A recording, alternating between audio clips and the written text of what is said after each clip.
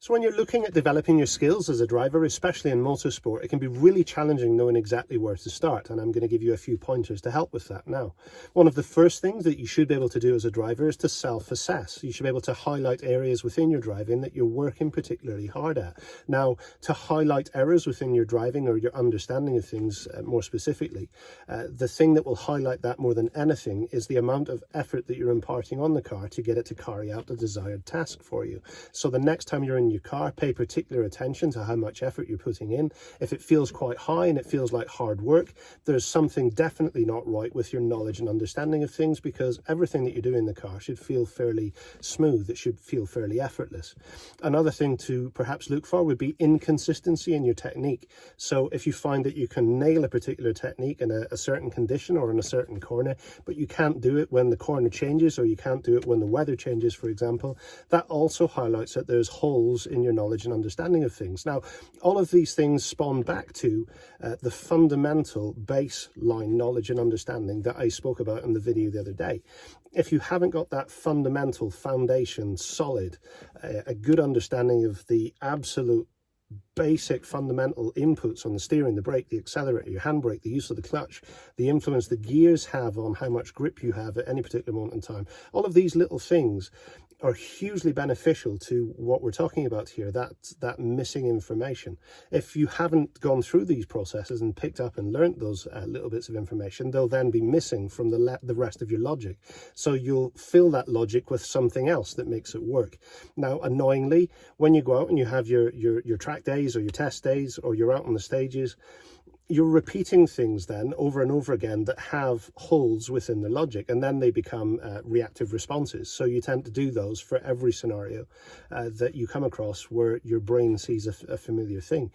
So coming into a particular corner at a certain speed, you're gonna hit it the same way. And annoyingly, if something is different, you know, be it the camber or the angle of approach, your inclines, your declines, the weather conditions are very different to what your brain has become comfortable with, the inputs are going to be wrong, and that's why it won't work for you. So you'll find that you'll spin or you'll understeer, regardless of what the outcome is. It's the fact that it didn't work for you that is the key point here. If you knew the fundamentals of what's going on beneath you and you understood those, you'd have been able to set the car up in such a way and use the controls in such a way that the car would stay on the track. And even if it wasn't 100%, you certainly wouldn't be running into these great big understeers or spinning the car. You always want to keep the car within a usable range, and that's ultimately what we're trying to achieve, you know, make you safer, more competent, more comfortable in the car. So key areas to look for are the amount of effort that you're putting in. Certainly if it's lots of effort and lots of hard work, that it means that there's something missing, there's something wrong. And if there's inconsistencies within your technique, don't just go out there and get seat time, okay? I can't stress this enough. You need deliberate practice based on something that you know is missing, okay? And you need to know how to correct that as well. And that's where things like coaching are really useful, but it doesn't mean that you need to have somebody next to you to understand these things in a theoretical sense. You can do a lot of research. You can ask questions. God, I'll answer any question that you want, and I'll go into great detail with it. It doesn't mean that you'll be able to do it, because there's a huge difference between actually having the knowledge and understanding and being able to carry it out. And that's the connection that coaching really helps with, and you know, a good instructor will be able to help you with as well.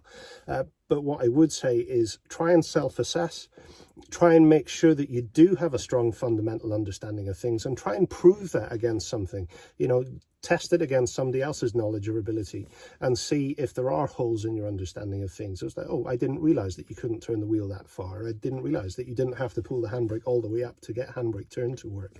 There's lots of little things that will really help you improve in your understanding, and then ultimately in your confidence and your ability in the car. So the best place to start is really to strip everything back to day one, to basics. Check yourself. Make sure that you do have a strong, firm understanding of what's going on beneath you. And you may feel that you have, but have you ever questioned it? Have you ever tested yourself in such a way? Just because you can get the car around that corner time and time again, you know, when you're out testing, do you actually understand how it's getting from point A to point B? You know, these are the things that you should be doing to question yourself, to test yourself, to challenge yourself, to see if you are doing things correctly. If you don't do it, you'll miss something, and then that something will hold you back somewhere else.